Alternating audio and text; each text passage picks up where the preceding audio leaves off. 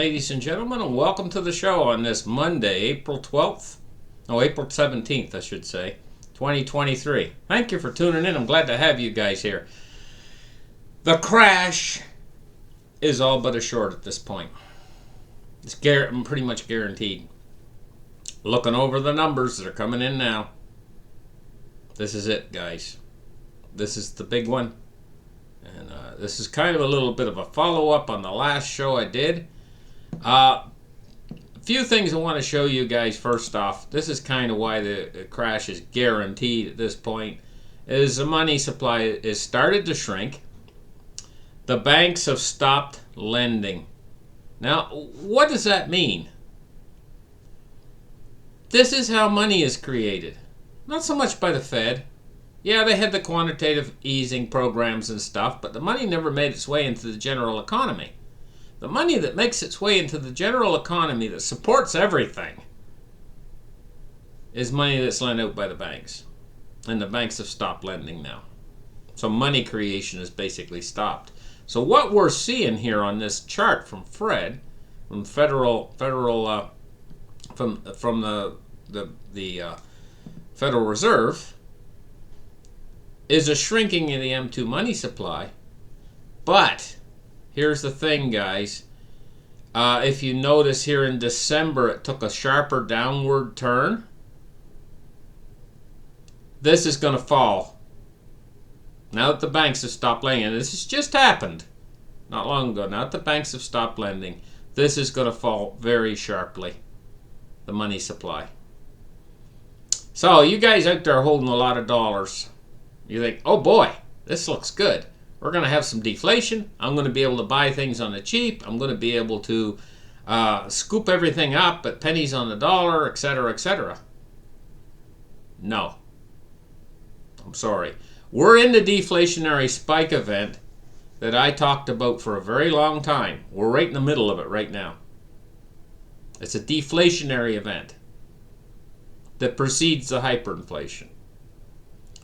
What's going to happen is why you're not going to be able to scoop everything up on the cheap is because of the duration of this event.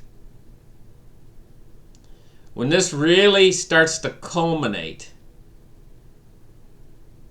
and it may only be a matter of days, weeks, or months, very short period of time from now, and this really starts to culminate, we're going to see a monster of a crash occur very suddenly. And then very soon thereafter, the system's going to freeze. I'm almost certain of it. We're not just going to see a few banks go down, something that they can fix easily. This is going to be a complete stop of interbank lending and credit to everyone in the Western system. This is going to be a bank holiday.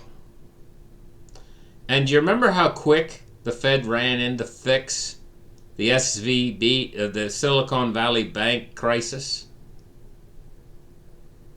You remember the meetings they had, emergency meetings where they called everybody in, and everybody had to go in even if it was a weekend? Well, this is going to be a bigger panic. They cannot leave the system frozen. They cannot, that money has to flow in the system for the system to even function. They can't leave it like that, or the system will not function. So what do they have to do? They have to restore everybody. You know, in their panic, you remember in their panic during the Silicon Valley Bank crisis, do you remember that they said, yeah, even depositors over $250,000, yeah, we're going to cover everybody. Yeah. Well, in a bigger crisis than that, a crisis that's going to dwarf the Silicon Valley crisis, banking crisis, the second stage of this is coming. And they're going to have to make everybody solvent at the expense of the dollar. So it could be a very, very short period. I don't know. It might last a week, 2 weeks. It could even last a month. Where, yeah, if you guys are really quick, you could scoop a few things up if you have dollars during that period of time before the system freezes. Between the crash and when the system freezes. If you're really smart and you're really quick, you might be able to grab a few things. because it could affect the price of gold and silver negatively when the system starts to crash. It could affect the price of Bitcoin and cryptos. But it's going to be such a short duration, it's not going to give you much opportunity, is basically what I'm saying, before this thing switches the other way. This is almost like a switchback. It's almost like when you're riding a roller coaster and you go down. First you're going down, it only lasts a second or two, and then you're going up. That's what this is going to be, guys. And so that's why I'm saying you might not have a chance. They can't leave the system frozen, and you cannot do this. You cannot shrink the money supply in a debt-based system Ponzi scheme. It just does not work. And that's what I want to tell you guys. Recession risk grows after money supply shrinks at the fastest pace since the Great Depression. What happened in the Great Depression? And that's what we got. We got this shrinkage right now of the M2 money supply. It's going. It's vanishing. The system functions on money. This is exactly like draining the blood out of a patient. If I went into the hospital and said, I'm going to drain all the doctor said, mad scientist said, I'm going to drain all the blood out of this guy. Of course he's not going to be able to function. And that's the way with the system. Money is what makes this system function. They're draining all the money out. It's a no-brainer what's going to happen next. Meanwhile, France is burning. And, you know, they're doing all kinds of stuff in France. You know, they're protesting and stuff. Call it protest, but I mean, pretty wild, pretty hairy. And the unions are planning more protests. And Macron, he is signing the pension law anyway. So we're going to have to wait and see what happens there. But says French President Emmanuel Macron on Saturday signed into law a deeply unpopular bill to raise the state pension age, infuriating unions that called for months of mass protests to continue.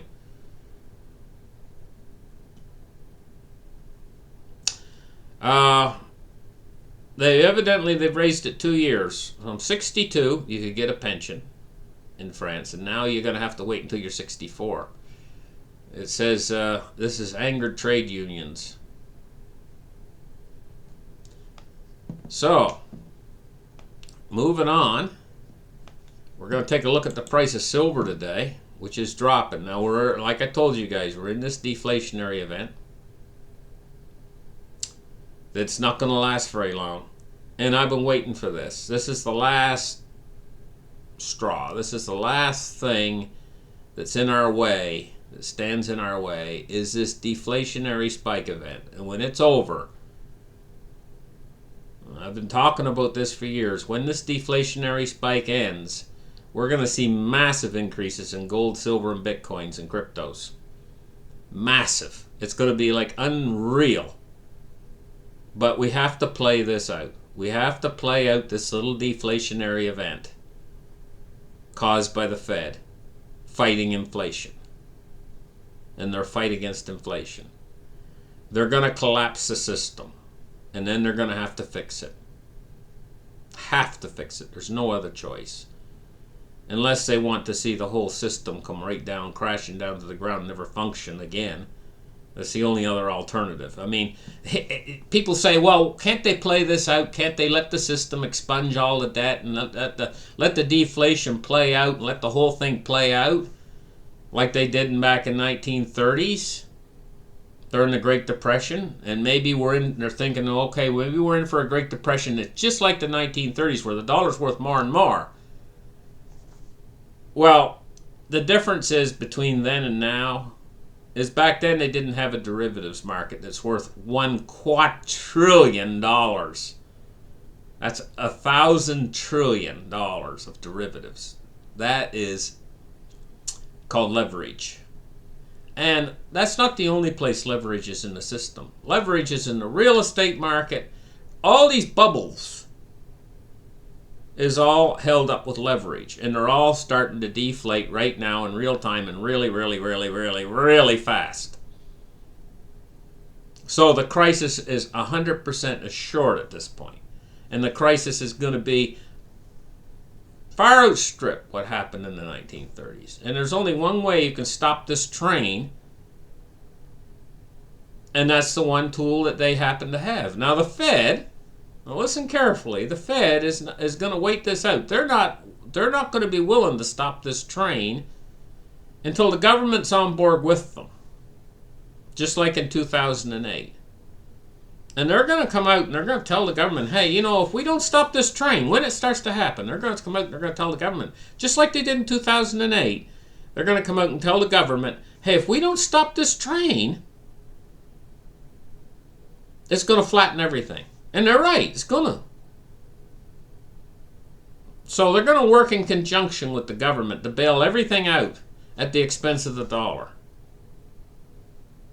And so on the other side of this short duration deflationary event, when it ends, it's going to be ended by the government. It's no limit. The sky's no limit to how high, you know, things like gold, silver, and crypto can go at that point, because the dollar is basically going to be toast. It's going to be done. It's going to be well done on the barbecue. When you leave the barbecue for an hour and you let the hot dogs cook on the barbecue for an hour, where they look like charcoal, that's going to be the dollar. You know, and the BRICS over there, and the BRICS nations, they know all this. This is why they've been extracting themselves, slowly pulling away and making their own financial system that's not going to crash. They found this out years ago. Their analysts were able to put 2 and 2 together and make 4, and 4 and 4 together to make 8. And they knew this was going to happen a long time ago, what the West is going to go through. And in fact, they are celebrating it. It's the death of the dollar, and they're going to be able to not be under this regime of world dollar denomination any longer. They've got their own system now. The heck with the Swiss system. They got their own. They got their own equivalent of the World Bank. The Asians have been moving in this direction, and they're ready now. They're ready for this. We're not ready.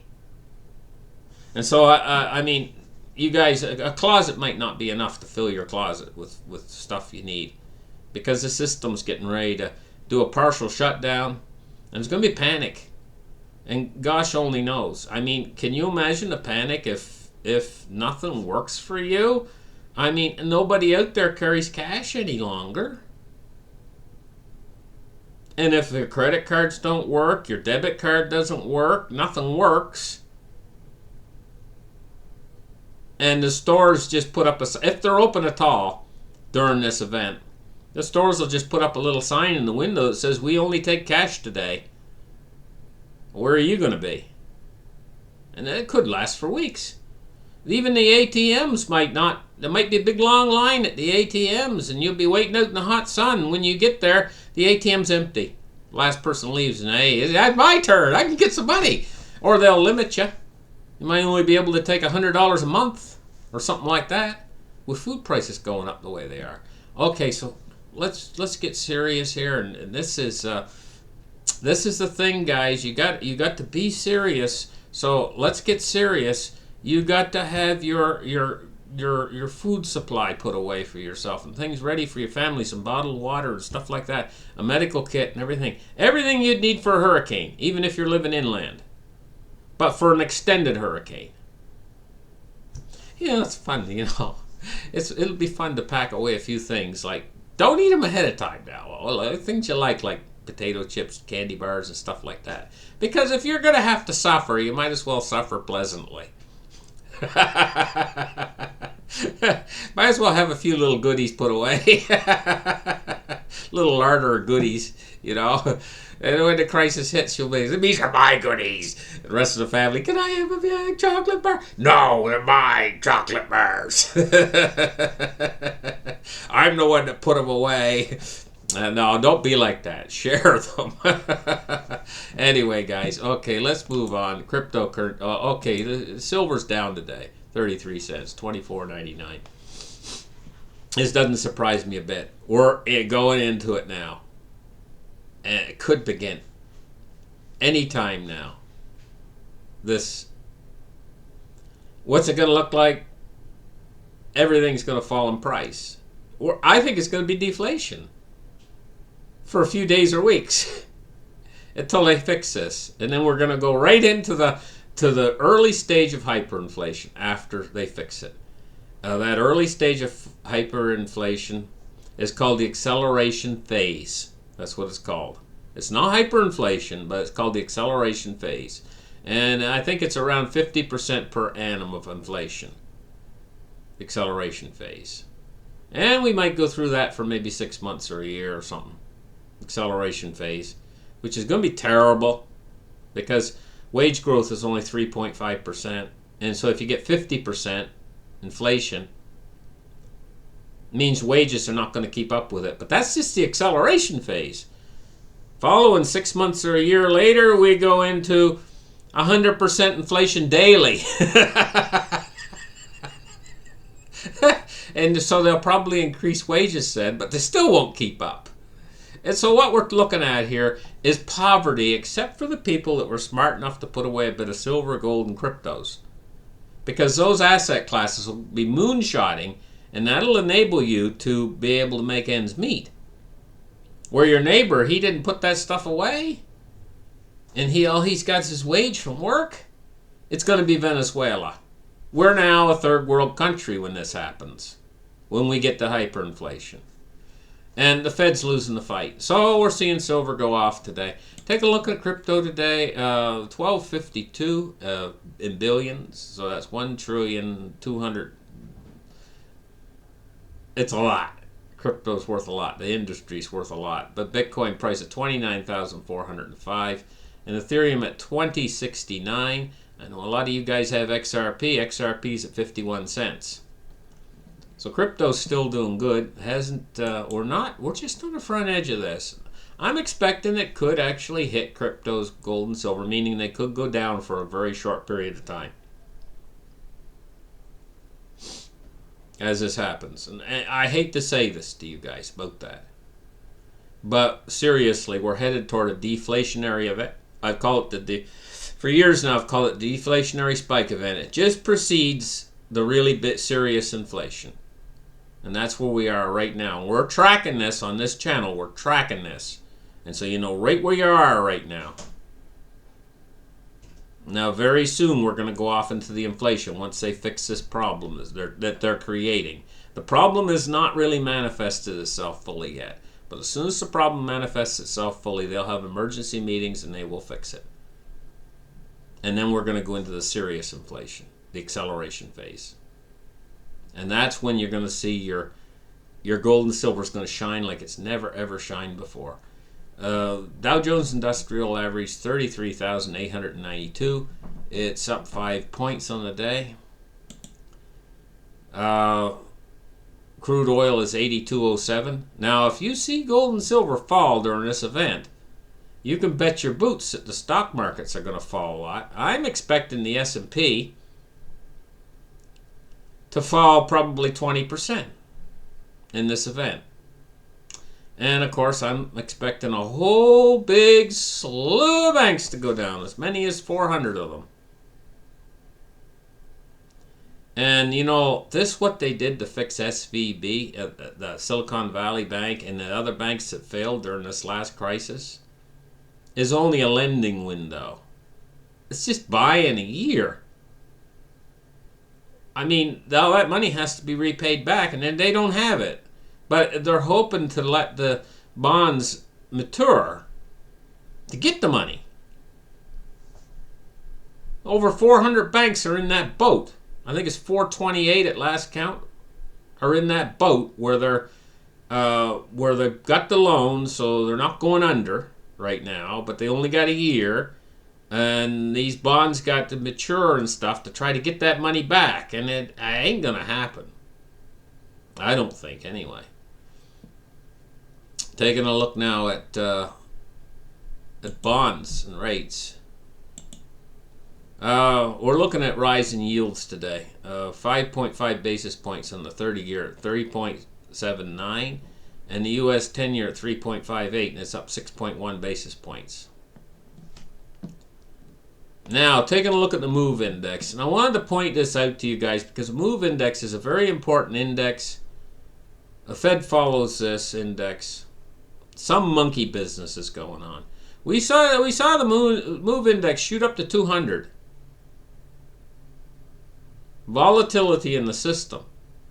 Extreme amounts of volatility in the system. And we've saw it come back down from no good reason down to 118. Now, I'm just sitting here thinking to myself, monkey business. How did they bring that MOVE index back down again? And I think this had a lot to do with the banking crisis, but still at the same time, there's liquidity flowing behind the scenes that we don't know about from the Fed. They're pulling strings, in other words, monkey business behind the scenes that we don't know about to try to control all this stuff.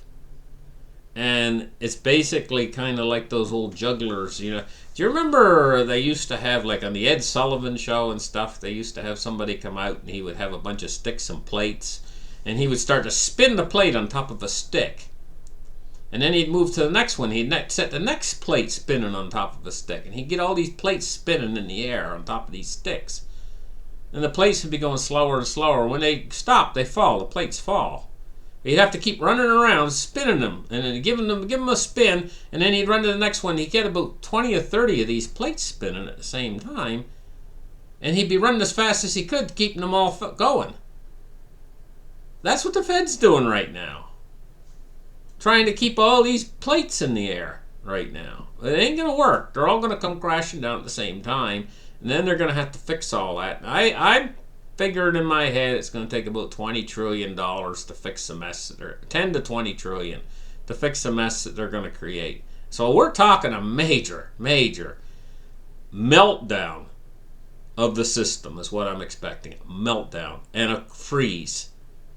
The banks are all going to freeze. All of them are going to freeze. And this means that as long as they're frozen, it's going to be a bank holiday. And nothing's going to work for you. Your cards or anything during that period in time.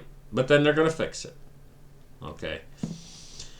So, moving on to the dollar index today, and we see it spiking heavenward. Today, it's going up rather quickly at 102.14. Means this is a very strong indicator to me that we're on the cusp of this deflationary event, the impact. See, we've been in this deflationary event for a few weeks now, but the real impact of it hasn't been felt yet, and we're getting ready to feel the impact. The percussion. Okay, so it's kind of like an atomic bomb going off, you know, and you're 10 miles away.